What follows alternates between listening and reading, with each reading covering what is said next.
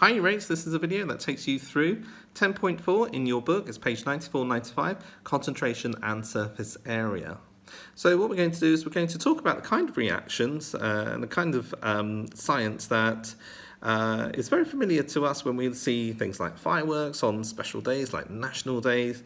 Fireworks are made of our ground chemicals. They ground up, and lots of reactant particles can come into very close contact with other reactant particles and set off extremely rapid exothermic reactions. That's pretty much what the science of fireworks are. The heat generated in a firework accelerates the reaction even further and increases the force of the explosion that you have in terms of the gunpowder that's inside the firework. And that was discovered by the Chinese over 1,000 years ago. So let's kind of have a closer look at what is meant by concentration, what is meant by surface area, and let's see how that actually changes the rate of a chemical reaction. So switch over to a diagram over here, and first of all let's talk about what is meant by dilute and what is meant by concentrated. When we actually have a reactant, for example if it's an acid particle, so if we have an acid particle represented by red circles, if we use blue circles in this diagram for water molecules, you can see that in the same volume, because the beakers are the same size, the amount of liquid that's in each of the beakers is the same. In the same volume, if we have two different acid concentrations, the one on the left-hand side has fewer acid particles than the one on the right-hand side. That is because this one has been diluted down. These red acid particles are very, very far apart from each other. They're more closer together in the concentrated in a concentrated acid. Now, a concentrated acid would be an acid that we would have to be very careful about, because if we were, unfortunately, to touch with our skins a concentrated acid, there would be very many of these red acid particles, these protons, I really should think, these protons that would actually be able to react with our skin. Whereas in a more dilute version, there are fewer of these acid particles, few of these protons that would actually be reaching the same area of our skin at the same time. So you can kind of think in our everyday lives, it's kind of like the difference between having a chance to taste lemon juice, concentrated lemon juice. If we were to taste it with our tongue, you'd actually find it's very, very sour, and quite unbearable. You won't be able to taste lemons, pure lemons, for a long period of time without your tongue being irritated. Whereas if we actually diluted down that lemon juice, we would actually be able to tolerate it. And that's exactly what happens when you actually have lemonade. You make your own lemonade during these hot summer days. So it's a nice little analogy for us to think about. Concentrated means that there are more of these particles in a set volume, in the same volume. If you were to dilute it down with solvent particles like water molecules, which do not take part in the reaction, there are fewer and fewer of the reactant particles, the acid particles in this case, and therefore you would find that when you're talking about a rate of reaction, because you have fewer acid particles in the same volume, you would have less reactions taking place in a set period of time, because you do need to have these acid particles there in order to react. So when you have solutions, and chemists are really interested in solutions that are more concentrated, when you have solutions that are more concentrated like this one on this side, there are more reacting particles in the same volume, and that leads to a greater chance of collisions and therefore a greater rate of reaction. So you get higher rates of reaction with concentrated over dilute. So you have more of a chance, more successful collisions, and more likely there's a greater chance of having successful collisions as well. Let's have a look at a graph of another experiment. So here in this experiment, this is a change in concentration, and we're tracking the change of concentration of the product. So the key actually talks to us about two different reactants. It's represented by blue circles and red circles. Here is the product, okay? So we can actually see that they're joined together. Here are the two reactants that make that product up. These haven't reacted. This is at the start of this experiment, so time is very, very early on. They haven't had a chance to react. In the middle of the experiment, you can see as time has passed by, some of them have reacted, so they have joined together, and some of them have not reacted just yet. They still need a chance to. Now, these are going to find it even more difficult to be able to collide successfully with red particles that have not already bound. So like, say for example, this blue one over here could be colliding with this one, but it's already reacted, okay? So there's a time delay. And by understanding that the change in concentration, the rate of change of concentration changes during this experiment, we can actually explain the change in rate during this reaction. At the start of the reaction, the particles are in their highest concentration. They're ready to go.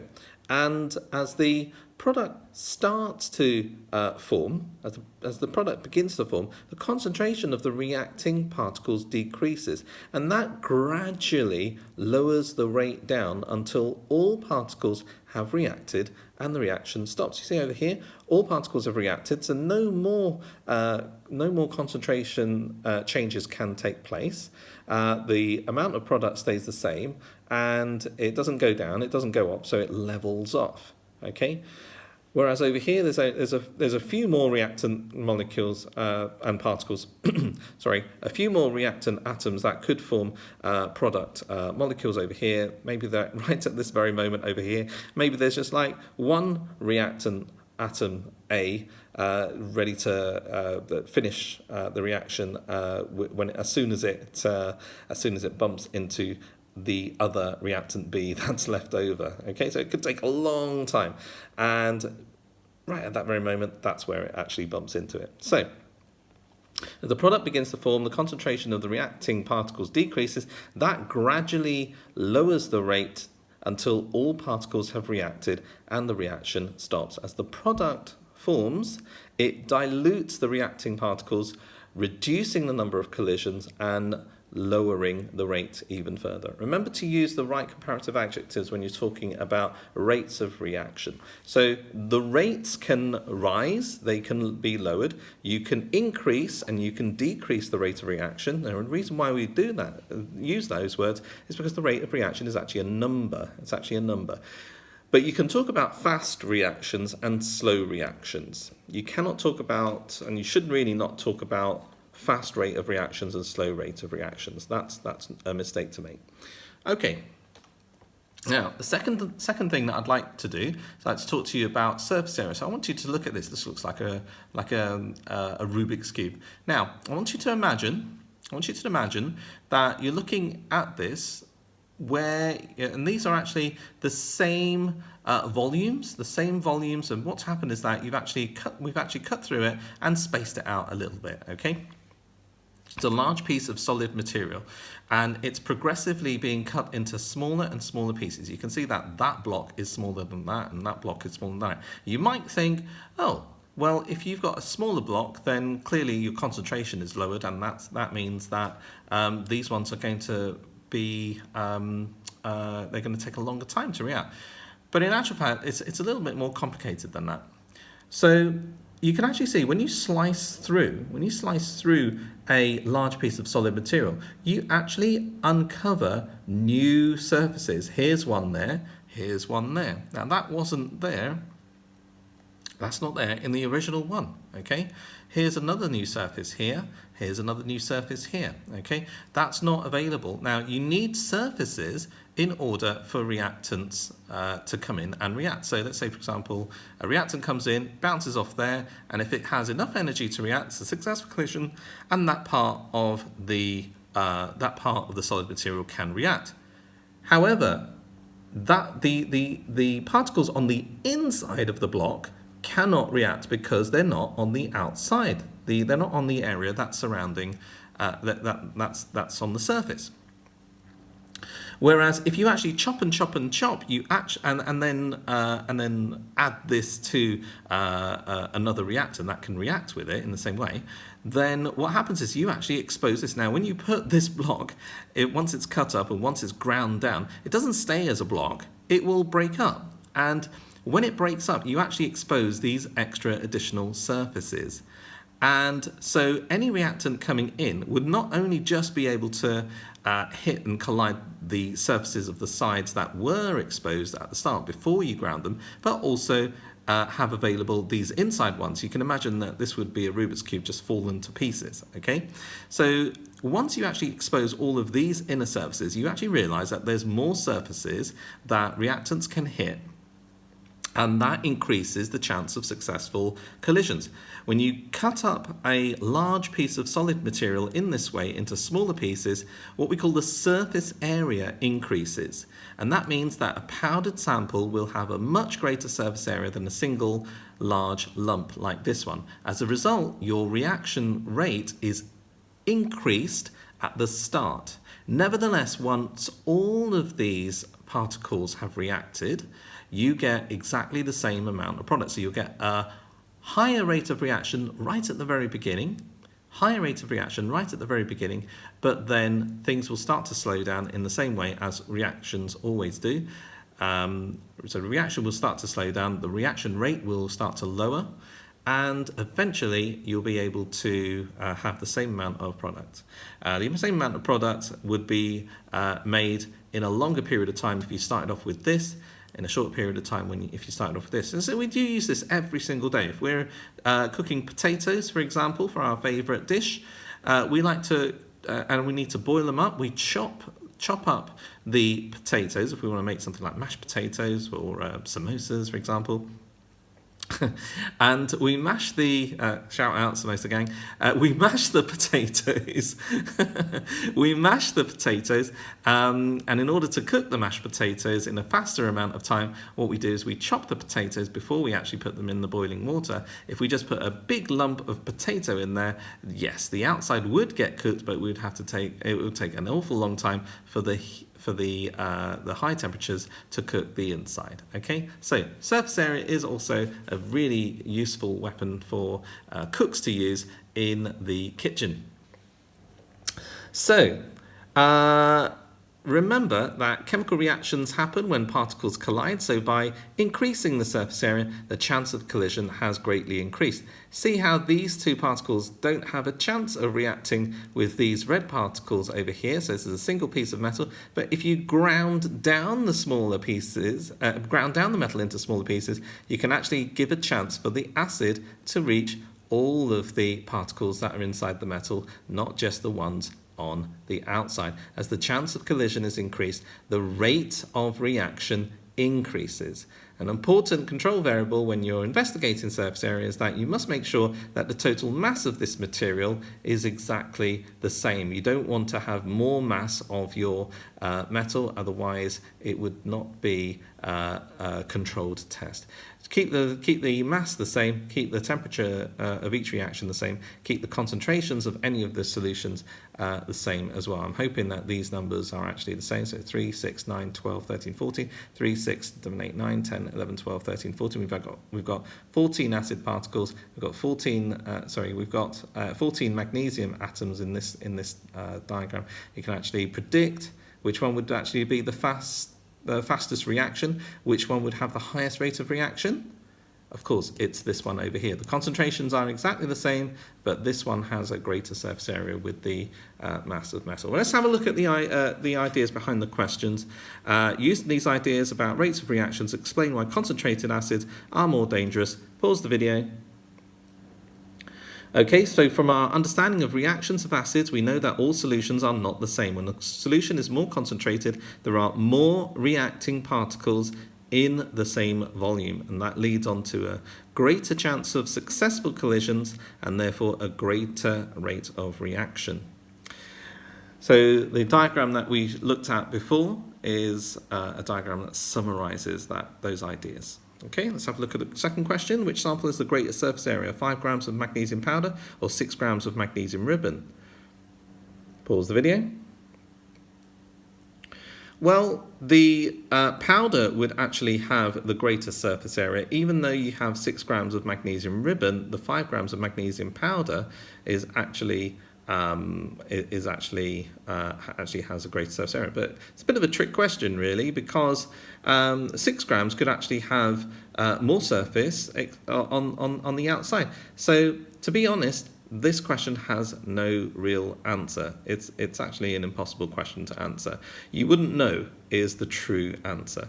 5 grams of magnesium powder could have a larger surface area, and 6 grams may have a larger surface area if it's magnesium ribbon that's not been chopped up. So true answer for that is that you just can't tell. You could tell if you changed the question from 6 grams of magnesium ribbon to 5 grams of magnesium ribbon. So book's trying to trap you there.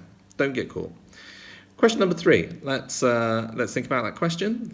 Can sometimes be observed that doubling the concentration and double the rate of reaction explain why this can happen. Pause the video. Well, if you double the concentration, you double the rate of reaction because you double the number of particles that are available to take part. And if you double the number of particles, you increase the chances of successful collisions forming. You actually double the number of particles that are in the solution. So if you double it, you would assume that you would have more particles being able to collide with your other reactant. So that's the answer behind that one. Let's have a look at the next one. Sketch a graph of time against volume of gas produced for the reaction between calcium carbonate and acid. Include a line for large pieces and small pieces and label the lines. Have a go at that. Pause the video. So the graph that we're thinking about is this one over here, and the graph of time against volume of gas produced for the reaction between calcium carbonate and acid. If we had large pieces, the large pieces would take a longer time to make. So the question's asking for us to think about a line for large pieces and small pieces and label the lines. With large pieces, your line would start over here and it would increase. So it would go up this way, and this is large pieces, so you'd have a lower surface area exposed, so it would take longer for the reactant particles to react. But eventually, the two lines will meet, and the two lines will level off over here, because that would be at the point where all reactant particles have reacted successfully. And question number 5, why does increase in the temperature have a greater effect than concentration on the rate of chemical reaction? Pause the video. Well, important control variables when investigating the two. Why does increasing the temperature have a greater effect than concentration on the rate of chemical reaction? The reason why is because when you're increasing the temperature, you're actually increasing the amount of kinetic energy of all of the particles, not just of one reactant, but you're also increasing the temperature of the other reactant. Whereas if you are having an increase in concentration of one of the reactants, you wouldn't necessarily be changing the concentration of the other reactant, particularly if it's something like a solid. So solids have a fixed concentration. So if if we're talking about something like single pieces of metal and acids, like the diagrams that we saw earlier, if we're talking about an example like that, the rise in temperature would actually affect not just the solution that you have, but it would also increase the speed of the solid themselves. Now, you might not think that increasing the speed of a solid makes much difference. They'll just be rattling more. But remember that successful collisions need to take place between the reactant particles within a solution, for example, and the solid itself. And every single bit of energy that's stored within those two counts. So the reactant particles need to overcome an energy barrier, every single extra joule of energy will actually help. Whereas if you just increase concentration, yes, you would increase the concentration. You could increase the concentration of the acid surrounding it. You can't adjust the concentration of the solid, so that would stay as a fixed. You can't adjust it because the solid has its maximum amount of concentration, the maximum number of the maximum value of concentration, I should say, because the solid particles are all together. So if you increase the concentration, you would increase the reaction rate. That is true. You would have more acid particles colliding in a fixed unit of time with the solid, but you wouldn't necessarily be able to have as much of an effect as temperature, because energy can be increased with temperature for both the reactants, whereas if it's just concentration, you're only increasing the factor for one. Okay, right. So some tough questions, some tough thinking to consider and to think about. But really what I want to do is I just want to make sure that you are familiar with concentration, surface area, temperature, and catalysts being the main ways in which you can increase rate of reaction. There may be a graph for you to interpret. There may be a graph for you to kind of think, right, okay, which one shows an increase in reaction rate, which one is the higher concentration, which one is the lower concentration. But it's going to be it'll be pretty straightforward in the questions that I give you in the test. But best of luck, and that marks the conclusion of all of the videos. I've enjoyed making these videos. I really would appreciate some feedback on it. So leave the likes, leave the comments, leave the thumbs up, leave the shout outs to all of your friends in the vids in the comment section, and best of luck with your revision. Just space it out, take your time, relax. Don't leave it all till the last minute. Don't rush it, please. Don't rush it, okay? Because quality is more important than quantity. Take care, stay safe, kids, and I shall see you online very soon. Bye.